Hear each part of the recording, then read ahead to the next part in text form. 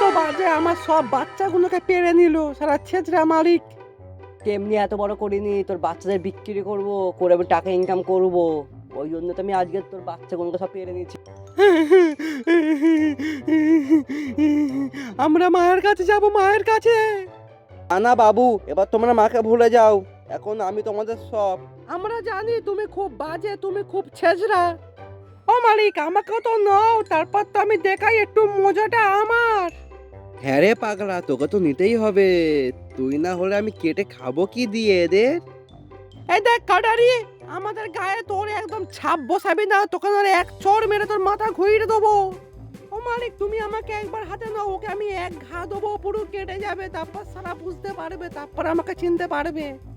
কি রে, আমার সাথে তুই আর লাগবি?